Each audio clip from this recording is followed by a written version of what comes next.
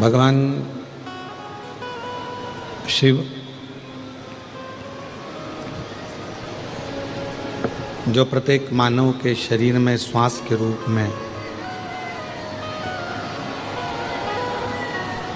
प्रत्येक जीव का कल्याण करने वाले हैं और संसार में जन्म लेने वाला कोई भी मानव और केवल एक मनुष्य ही नहीं, चाहे वो जलचर हो, थलचर हो, वायुचर हो, कोई भी जीव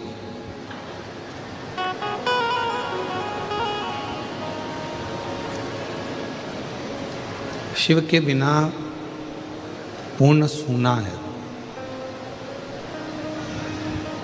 केवल एक शंकर,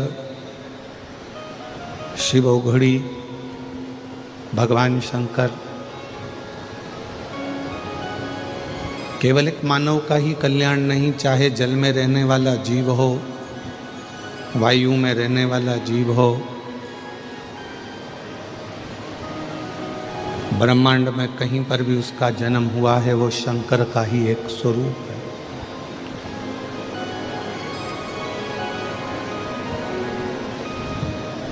आज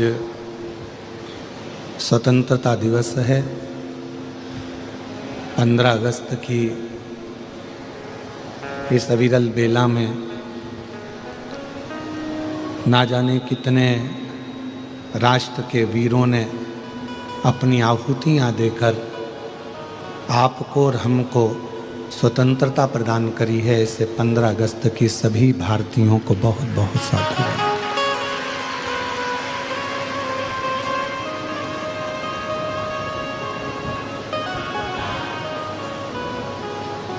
और स्वतंत्रता देने में भगवान शिव का भी बड़ा क्रम है।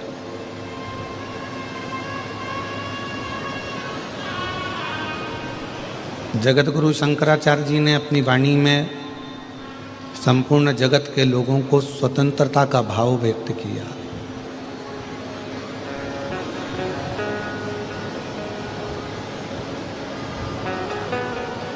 कि बंधन किसी भी चीज का ठीक नहीं होता। पाँव में अगर आप चप्पल पहन रहे हो, जूता पहन रहे हो, और वो जूता भी अगर आपको दबाता है तो आप जूता बदल देते हो। पाँव में चप्पल पहन रहे हो, वो चप्पल भी यदि आपको दबाती है, पाँव में अगर तंगाती है, दबाती है, छाला कर देती है, तो आप चप्पल बदल देते हो। मतलब दबना। और यही शिव तत्व कह रहा है कि हम जब जूते से नहीं दबते, चप्पल से नहीं दबते, कपड़ा यदि तंगाए तो हम कपड़ा छोड़कर दूसरा कपड़ा पहन लेते हैं, कपड़े से नहीं दबते, तो फिर इस संसार सागर में हम किससे दबे? कोई गलत काम मत करो जिंदगी में, केवल एक श्रेष्ठ कर्म करते करते अपनी जिंदगी को आगे बढ़ाओ।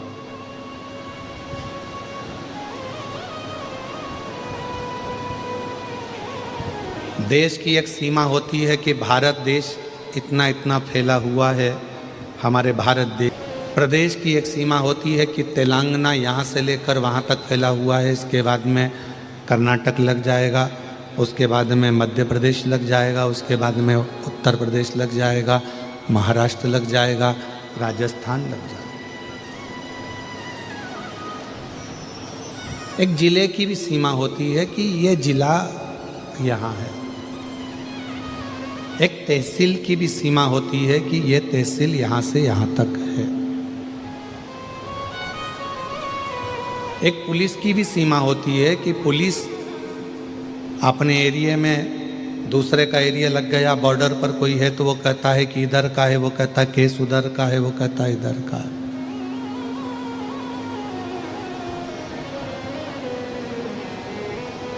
एक विद्युत विभाग की भी सीमा होती है। विधायक की भी सीमा होती है, तहसीलदार कलेक्टर की भी सीमा होती है, एसपी टीआई की भी सीमा होती है। सब पूरा देश सीमाओं में बंधा हुआ है। सबकी सीमा होती है, पर मेरे शंकर भगवान की कोई सीमा नहीं है। जो जहां बैठकर पुकारता है मेरा शंकर वहां करुणा करने पहुंच जाए। मेरे शंकर भगवान, मेरे शिव, मेरे ओघड़दानी, मेरे शंभु, मेरे त्रिकालदर्शी, कैलाशी, अविनाशी शिव सीमाओं में नहीं बंधे हैं।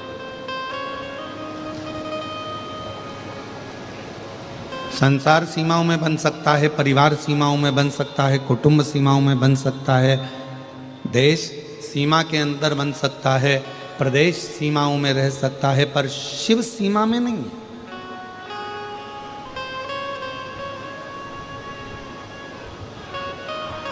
आज के जमाने में अगर विदेश की भूमि को भी खोदा जा रहा है तो उसमें से भी शिवलिंग निकल रहा है।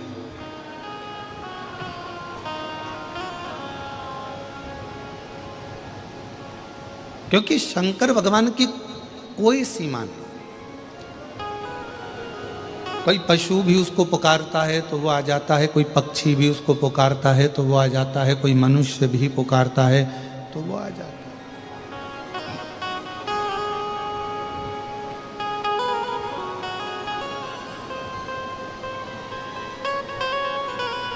सीमाओं में बंधा हुआ परमात्मा कभी नहीं होता।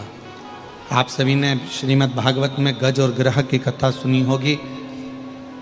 एक मगर ने हाथी का पांव पकड़ लिया। हाथी ने सारे परिवार को बुलाया, कुटुंब को बुलाया, पर कोई आया नहीं। और ये हाथी की कथा नहीं है, ये अपनी भी कथा है। अंत समय में कोई तुम्हारा साथ देने वाला नहीं होगा। वेंटिलेटर पर अकेले होगे, आईसीयू के रूम में अकेले होगे, डॉक्टर सबको बाहर निकाल दे।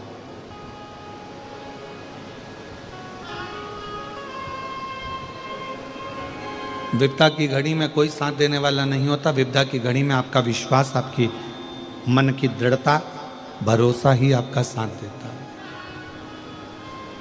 और अंत समय प्रभु आना पड़ेगा, वचन दिया तो निभाना पड़ेगा। जिनको आता है वो सब पंडालों में बैठकर साथ में बोला करो, अंत समय प्रभु आना पड़ेगा, वचन दिया तो निभाना पड़ेगा। आए ना आए प्रभु कुटुंब कबीरा, अंत समय शिव आना पड़ेगा, अंत समय प्रभु आना पड़ेगा। कोई आएगा ना आएगा। गज और ग्रह की कथा कहती है, हाथी के पांव को मगर ने पकड़ लिया। हाथी के रिश्तेदार बहुत थे, कुटुंबी बहुत थे, सबने आवाज लगाया, हाथी ने पुकारा, सब आए। पानी के पास में आकर सब खड़े हो गए, पर हाथी का पांव छुड़ाने वाला कोई भी नहीं। अब कौन पुकारे, किसको पुकारे? वो हाथी। तब हाथी की बुद्धि, भगवान शिव की कृपा से कहीं हाथी की बुद्धि श्रेष्ठ हुई और हाथी ने भगवान नारायण को पुकारा। और भगवान नारायण को पुकारा तो भगवान ने गरुण को बुलाया, चल गरुण जल्दी चल। और हाथी भगवान को पुकार रहा था, गरुण पर भगवान जा रहे थे। गरुण बहुत धीमा चल रहा था, फिर कहा थोड़ा तेज चल, और तेज चल। गरुण और तेज चल। गरुण की स्पीड नहीं बन पाई तो भगवान ने गरुण को भी त्याग दिया और दौड़ते हुए भगवान उस हाथी के पास पहुंच गए। और आए ना आए प्रभु कुटुंब कबीला, अंत समय प्रभु आना पड़ेगा, वचन दिया तो निभाना कोई आएगा ना आएगा, पर अंत समय में आपको आना पड़ेगा। अंत समय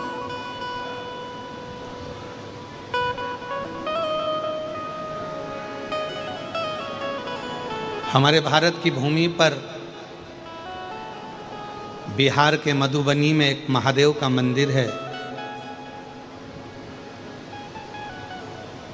स्वयंभू प्रगट मेरे शंकर भगवान का एक शिवलिंग है जिसको उगना महादेव कहते हैं। कौन सा महादेव है? उगना महादेव। आप लोग बोलो एक बार जम के, उगना महादेव। उगना, उगना महादेव। फिर से बोलो, उगना महादेव। ये भारत की भूमि पर वो शिवलिंग है जो स्वयंभू प्रकट है। मधुबनी जिला बिहार के अंतर्गत ये उगना महादेव आते हैं।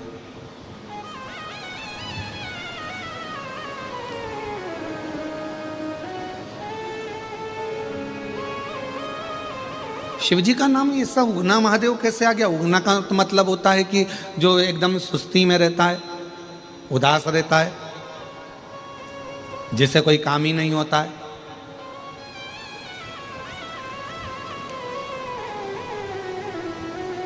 और भगवान शंकर का नाम उगना महादेव हो गया।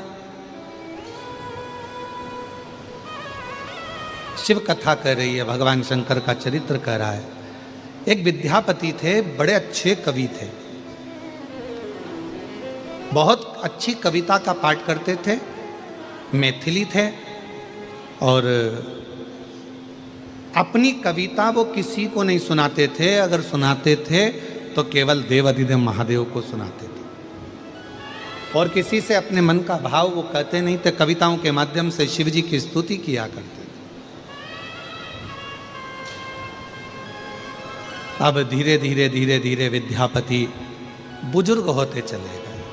अवस्था सबकी डलती है, बचपन आया है तो जवानी भी आएगी, जवानी आई है तो अधेड़ी भी आएगी और अधेड़ी आई है तो बुढ़ापे भी आएगा।